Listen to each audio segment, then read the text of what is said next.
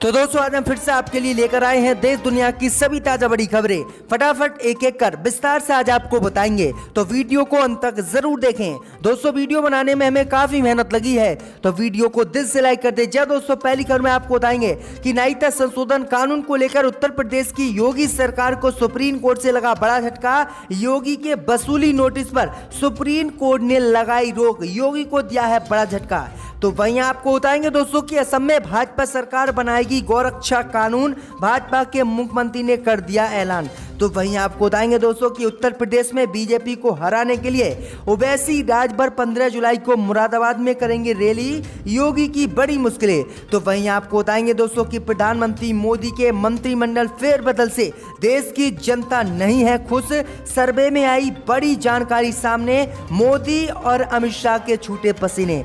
वहीं आपको बताएंगे दोस्तों कि ममता बनर्जी ने पश्चिम बंगाल में भाजपा को दिया बड़ा झटका, बीजेपी के टिकट पर एमएलए बने मुकुल रॉय को बनाया पीएसी चेयरमैन। तो वहीं आपको बताएंगे दोस्तों कि राम मंदिर जमीन घोटाले को लेकर एक्शन में आरएसएस चंपत राय को हटा सकती है ट्रस्ट से। तो सभी खबरों को आपको एक एक कर बताएंगे दोस्तों, वीडियो को लाइक कर दें। इसी बीच पर तो दोस्तों अगली खबर की ओर, तो सुप्रीम कोर्ट से लगा उत्तर प्रदेश की योगी सरकार को बड़ा झटका। सीएए प्रदर्शनकारियों को भेजे गए वसूली नोटिस पर कोर्ट ने लगाई रोक। जहां दोस्तों आपको बता दें कि नागरिकता संशोधन कानून को लेकर उत्तर प्रदेश की योगी सरकार को सुप्रीम कोर्ट से आज बड़ा झटका लगा है। दरअसल आपको बता दें कि नागरिकता संशोधन कानून को लेकर उत्तर प्रदेश में प्रदर्शन हुए थे। इन प्रदर्शन में हिंसा भी हुई थी और सरकारी संपत्ति को नुकसान भी हुआ था। वहीं आपको बता दें कि इस नुकसान की भरपाई के लिए सीएए प्रदर्शनकारियों को उत्तर प्रदेश की योगी सरकार ने नोटिस भेजा था और इसमें कई करोड़ रुपए भी योगी सरकार ने सीएए प्रदर्शनकारियों से मांगे थे। जिसके बाद उत्तर प्रदेश की योगी सरकार के खिलाफ प्रदर्शनकारियों ने सुप्रीम कोर्ट का रुख किया और सुप्रीम कोर्ट में याचिका डाली। सुप्रीम कोर्ट ने इन्हीं याचिकाओं पर सुनवाई करते हुए उत्तर प्रदेश की योगी सरकार को फटकार लगाई है और सीएए प्रदर्शनकारियों को भेजे गए नोटिस पर कार्रवाई न करने का आदेश आज दिया है। जिसके बाद उत्तर प्रदेश की योगी सरकार को बड़ा झटका लगा है। दरअसल आपको बता दें कि लगभग 17 लोगों को योगी सरकार ने यूपी में नोटिस भेजा था और इनसे कई करोड़ रुपए भी योगी सरकार ने मांगे थे। तो ये बड़ी अपडेट आई, लेकिन अब सुप्रीम कोर्ट ने इन सभी नोटिसों पर रोक लगा दी है। इसी बीच पर तो दोस्तों अगली खबर की ओर, तो असम में भाजपा सरकार बनाएगी गौरक्षा कानून, मुख्यमंत्री ने किया ऐलान। जहां दोस्तों आपको बता दें कि असम की भाजपा सरकार ने जनसंख्या नियंत्रण कानून के बाद अब असम में गौरक्षा कानून बनाने का ऐलान कर दिया है और इस संबंध में भाजपा सरकार ने एक विधेयक को 12 जुलाई से शुरू होने वाले अगले विधानसभा सत्र में पेश करने का भी ऐलान कर दिया है। असम की भाजपा सरकार ने बताया है कि जिस तरह से असम में गौरक्षा कानून लागू हो जाएगा, फिर गाय की हत्या पर असम में पूर्ण रूप से प्रतिबंध लगा दिया जाएगा। अगर जो व्यक्ति गौकशी करते या फिर गाय को काटते हुए पकड़े गए तो उन्हें सख्त सजा दी जाएगी। वही असम की भाजपा सरकार ने कहा है कि जो कानून हम बना रहे हैं उसमें राज्य के बाहर किसी भी कीमत पर गायों को नहीं भेजने दिया जाएगा और इनकी तस्करी और परिवहन पर रोक लग जाएगी। वही आपको बता दें कि इससे पहले असम की भाजपा सरकार ने जनसंख्या नियंत्रण कानून लाने का ऐलान किया था। इससे पहले भाजपा सरकार ने असम के सभी सरकारी मदरसों को भी बंद कर दिया था। तो जब से असम में भाजपा सरकार आई है तब से लगातार मुसलमानों के खिलाफ कानून भाजपा लेकर आ रही है। तो ये बड़ी अपडेट आ रही है दोस्तों, आपकी क्या राय है हमें कमेंट में जरूर बताएं इस खबर पर। इसी बीच पर तो दोस्तों अगली खबर की ओर, तो उत्तर प्रदेश चुनाव में योगी की ओवैसी ने बढ़ाई धड़कने, राजभर ओवैसी 15 जुलाई को मुरादाबाद में करेंगे रैली। जी दोस्तों आपको बता दें कि उत्तर प्रदेश में 100 सीटों पर चुनाव लड़ने वाले असदुद्दीन ओवैसी ने उत्तर प्रदेश चुनाव को लेकर भाजपा की मुश्किलें बढ़ा दी है। ओम प्रकाश राजभर और असदुद्दीन ओवैसी 15 जुलाई को उत्तर प्रदेश के मुरादाबाद में पहली रैली करेंगे। इसका ऐलान आज भागीदारी संकल्प मोर्चा ने कर दिया है। वहीं आपको बता दें कि भागीदारी संकल्प मोर्चा ने कहा है कि जिन भी दलों के साथ हमारा गठबंधन है वह सभी ही 15 जुलाई को उत्तर प्रदेश के मुरादाबाद में रैली में शामिल होंगे और ओवैसी साहब हैदराबाद से उत्तर प्रदेश के मुरादाबाद में 15 जुलाई को रैली करेंगे और मैं भी मौजूद रहूंगा। तो ये बड़ी अपडेट आई दोस्तों। इसी बीच पर तो दोस्तों अगली खबर की ओर, तो ममता बनर्जी ने पश्चिम बंगाल में भाजपा को दिया बड़ा झटका। जी हां दोस्तों आपको बता दें कि पश्चिम बंगाल की मुख्यमंत्री ममता ममता बनर्जी ने पश्चिम बंगाल विधानसभा में बीजेपी को बड़ा झटका दिया है। बीजेपी के टिकट पर चुनाव जीतकर विधानसभा पहुंचे और बाद में टीएमसी में शामिल हुए मुकुल रॉय को ममता बनर्जी की सरकार ने पब्लिक अकाउंट कमेटी यानी पीएसी चेयरमैन नियुक्त कर दिया है।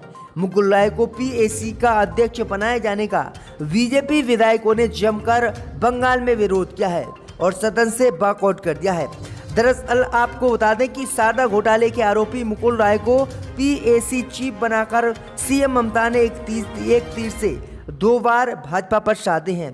पहला कि विपक्षी विधायकों को पीएसी चेयरमैन बनाए जाने के नियमों का ममता ने पालन किया क्योंकि आधिकारिक तौर पर मुकुल रॉय बीजेपी के विधायक हैं, और दूसरा ये कि अपनी पार्टी में आ चुके व्यक्तियों को अहम पद सौंप दिया है। तो ये बड़ी अपडेट आ रही, बड़ा झटका ममता बनर्जी ने पश्चिम बंगाल में भाजपा को दिया है। इसी बीच बटे दोस्तों अगली खबर की ओर, तो राम मंदिर जमीन घोटाले को लेकर एक्शन में आरएसएस चंपत राय से छिन सकती है जिम्मेदारी। जी हां दोस्तों, आपको बता दें कि अयोध्या के राम मंदिर के लिए कथित रूप से हुए जमीन घोटाले को लेकर अब आरएसएस एक्शन मोड में आ रहा है। संघ के कार्यवाहक भैयाजी जोशी ट्रस्ट को लेकर रणनीति तैयार करने में लगे हुए हैं। वे जल्द अयोध्या भी पहुंच सकते हैं। बताया जा रहा है कि श्री राम जन्मभूमि तीर्थ क्षेत्र ट्रस्ट के महासचिव चंपत राय को आरएसएस ने चित्रकूट में बैठक में बुलाया है। उन्हें ट्रस्ट के काम से दूर भी किया जा सकता है। चंपत राय के पास विश्व हिंदू परिषद के केंद्रीय उपाध्यक्ष का दायित्व भी है, इसीलिए वे ट्रस्ट को सहयोग देते रहेंगे। वहीं आपको बता दें कि राम मंदिर पर फिलहाल रोक लगा दी गई है।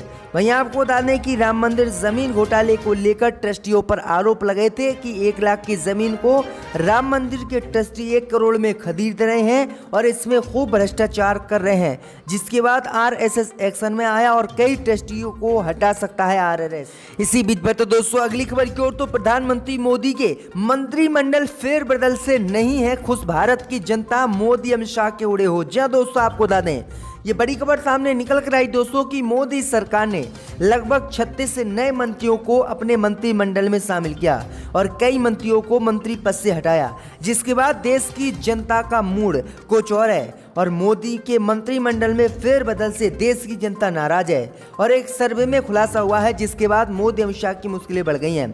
दरअसल आपको बता दें कि अधिकांश भारतीयों ने केंद्रीय मंत्रिमंडल में फेरबदल का समर्थन नहीं किया। उनका मानना है कि इससे देश की स्थिति में कोई सुधार नहीं होगा। एक पोल के अनुसार 46% उत्तरदाताओं ने कहा है कि नए मंत्रिमंडल के आने से देश की स्थिति में कोई भी सुधार नहीं होगा, जबकि 41% लोगों का मानना है कि स्थिति में सुधार हो सकता है।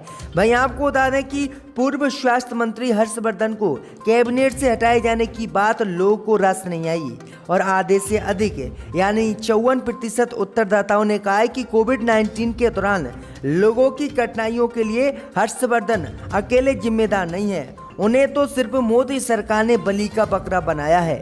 वहीं आपको बता दें कि लोगों ने जिस तरह से प्रधानमंत्री मोदी के मंत्रिमंडल के फेरबदल पर नाखुशी जताई है, उससे मोदी अमित शाह की मुश्किलें बढ़ गई हैं और उम्मीद जताई जा रही कि जल्दी मोदी अमित शाह अपनी गलती को मानकर जो है इन मंत्रियों को वापस ले सकते हैं। तो ये बड़ी अपडेट आ रही दोस्तों। इसी बीच में तो दोस्तों अगली खबर की ओर, तो पंजाब में अकाली दल ने किया ऐलान, सरकार बनी तो किसान आंदोलन के शहीदों के परिवारों को देंगे सरकारी नौकरी। जी दोस्तों, आपको बता दें कि पंजाब विधानसभा चुनाव 2022 को लेकर सियासत तेज हो गई है। सुखबीर सिंह बादल ने ऐलान किया है कि मैं पंजाबियों को विश्वास दिलाता हूं कि 2022 में सरकार बनने के तुरंत बाद अकाली दल और बसपा मिलकर किसान आंदोलन के शहीदों के परिवारों का हर तरीके से ध्यान रखेगी। उन्होंने कहा है कि किसान आंदोलन में शहीद हुए परिवार के एक सदस्य को सरकारी नौकरी, उनके बच्चे और पोते पोतियों को मुफ्त शिक्षा और पूरे परिवार को स्वास्थ्य बीमा कवर प्रदान हम करेंगे। बता दें कि केंद्र की मोदी सरकार द्वारा कृषि के 3 कानून लागू करने के बाद ही अकाली दल भाजपा के गठबंधन से अलग हो गया था। इसके साथ ही उन्होंने आरोप लगाया था कि मोदी सरकार द्वारा पारित किए गए संशोधित कृषि कानूनों में अकाली की मंजूरी शामिल नहीं थी। वे वही कृषि कानून हैं जिनके खिलाफ पंजाब और हरियाणा के किसान पिछले महीने से दिल्ली से आंदोलन कर रहे हैं। तो ये बड़ी अपडेट आ रही है दोस्तों। इसी बीच में तो दोस्तों अगली खबर की ओर, तो कोर्ट से चिराग पासवान को लगा बड़ा झटका। सदन में चाचा के चयन के खिलाफ दायर याचिका को हाई कोर्ट ने किया खारिज। जी दोस्तों, आपको बता दें कि चिराग पासवान को आज हाई कोर्ट से बड़ा झटका लगा है। दरअसल आपको बता दें कि चिराग पासवान ने पशुपति पारस को सदन में पार्टी के नेता के रूप में मान्यता देने संबंधित लोकसभा अध्यक्ष ओम बिरला के फैसले को चुनौती देते हुए दिल्ली हाई कोर्ट का रुख किया था। हालांकि अदालत ने शुक्रवार को उनकी इस याचिका को खारिज कर दिया और बड़ा झटका चिराग पासवान को दिया है। दरअसल आपको बता दें कि चाचा पशुपति पारस ने बुधवार को कैबिनेट मंत्री के तौर पर शपथ ली। चिराग ने इसका विरोध किया था और चिराग ने कहा था कि अगर मोदी ने उन्हें मंत्री बनाया तो वह इसके खिलाफ कोर्ट जाएंगे। और कोर्ट जब चिराग पहुंचे उन्होंने याचिका डाली तो कोर्ट ने अब उनकी याचिका को खारिज कर दिया, यानी चिराग के चाचा अब मंत्री बने रहेंगे और पार्टी के नेता भी। तो ये बड़ी अपडेट आ रही दोस्तों। इसी बीच बढ़ते दोस्तों अगली खबर की ओर, तो भारत को घेरने की तैयारी में जुटा चीन तिब्बती लड़ाकों को सेना में कर रहा है शामिल। जी दोस्तों, आपको बता दें कि ड्रैगन अपने षड्यंत्रकारी चालों से बाज नहीं आ रहा है और अब वह भारत के खिलाफ तिब्बत को इस्तेमाल करने की जुगाड़ में है। दरअसल आपको बता दें कि चीन तिब्बती युवकों को सेना में भर्ती कर ऊंचाई वाले स्थानों पर युद्ध करने की प्रशिक्षण दे रहा है। हालांकि चीन जिन तिब्बतियों को भर्ती कर रहा है उनको लॉयल्टी टेस्ट से भी गुजरना पड़ रहा है। दरअसल आपको बता दें कि रिपोर्ट में खुलासा हुआ है कि चीन अब भारत के खिलाफ नई चाल चल रहा है। तिब्बती लड़ाकों को चीन लगातार भारी मात्रा में सेना में शामिल कर रहा है। सेना में शामिल कर इन सभी लोगों को LAC पर भारत के खिलाफ चीन इस्तेमाल करने वाला है। तो ये बड़ी अपडेट आ रही दोस्तों, भारी संख्या में चीन इन सैनिकों को अपनी सेना में शामिल कर रहा है। इसी बीच बढ़ते दोस्तों अगली खबर की ओर, तो लखीमपुर खीरी में महिला के साथ हुई बदसलूकी पर भड़के अखिलेश यादव बोले CM के इशारे पर हो रही है गुंडागर्दी। जी दोस्तों, आपको बता दें कि उत्तर प्रदेश के लखीमपुर खीरी में नामांकन के दौरान गुरुवार को बवाल और महिला प्रस्तावक से हुई बदसलूकी के मामले में समाजवादी पार्टी के अध्यक्ष अखिलेश यादव ने यूपी की बीजेपी सरकार और CM योगी आदित्यनाथ पर निशाना साधा है। अखिलेश यादव ने बड़ा आरोप लगाते हुए कहा है कि CM योगी आदित्यनाथ के इशारे पर यह गुंडागर्दी उत्तर प्रदेश में हुई है। उन्होंने कहा है कि गुंडों को छूट उत्तर प्रदेश में मिली हुई है, जिसका परिणाम ये रहा है कि जगह जगह पर पर्चे छीने गए, लोगों को नामांकन नहीं करने दिया गया, सड़कों पर संघर्ष हुआ, तो यहां तक कि एक बहन को अपमानित होना पड़ा।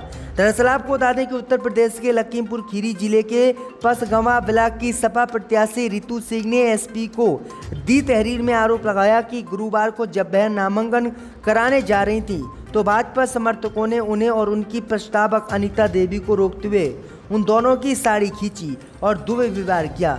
इस दौरान दोनों के कपड़े फट गए। रितु सिंह ने आरोप लगाया कि उनका बैग भाजपा कार्यकर्ता व्रज सिंह निवासी JBगंज व यश वर्मा निवासी मकसूदपुर ने छीन लिया, जिसमें 7,500 रुपये और जेवर थे।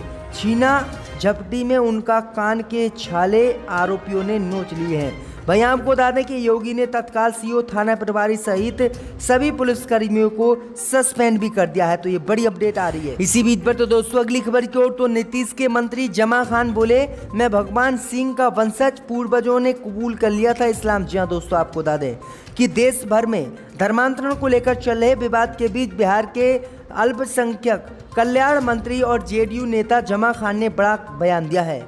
हाजीपुर पहुंचे नीतीश कैबिनेट के मंत्री ने कहा है कि उनके पूर्वज राजपूत थे मगर उन्होंने इस्लाम कबूल कर लिया, इस वजह से वे इस्लाम धर्म का पालन कर रहे हैं। उनके कुछ रिश्तेदार हैं जो आज भी राजपूत हैं और उनके संबंध भी हैं। वहीं आपको बता दें कि बिहार के हाजीपुर पहुंचे मंत्री जमा खान जब धर्म परिवर्तन के संबंध पर सवाल कर रहे थे तभी उन्होंने अपनी इच्छा बताया था और उन्होंने कहा कि अपनी इच्छा से धर्म परिवर्तन कराता तो ये गलत नहीं है, लेकिन पैसों का लालच देकर कोई जबरन धर्म परिवर्तन कराता है तो ये बिल्कुल गलत है। तो ये बड़ी अपडेट आ रही दोस्तों। इसी बीच पर तो दोस्तों अगली खबर की ओर, तो यूपी के अयोध्या में स्नान के दौरान सरयू नदी में 12 लोग डूबे, 3 को बचाया गया, 6 की मौत, 3 लापता। जय दोस्तों, आपको बता दें कि अयोध्या के गुप्तार घाट पर सरयू में स्नान करते समय 12 लोग डूब गए। इनमें से 3 को मौके पर मौजूद लोगों ने गोताखोरों की मदद से बचा लिया। हालांकि 6 लोगों की डेड बॉडी मिली है, वहीं 3 लोग अभी भी लापता हैं। ये सभी 2 गाड़ियों से एक साथ आगरा से आए थे और गुप्तार घाट पहुंचे थे। आगरा जनपद के शास्त्री नगर सिकंदराबाद का ये परिवार अयोध्या दर्शन पर आया था। दर्शन के बाद ये पूरा परिवार गुप्तार घाट घूमने गया था और वहीं पर कच्चे घाट पर स्नान करते समय ये हादसा हुआ है। तो ये बड़ी अपडेट आ रही दोस्तों। मोतली को वापस लिया जाए, इनको दोबारा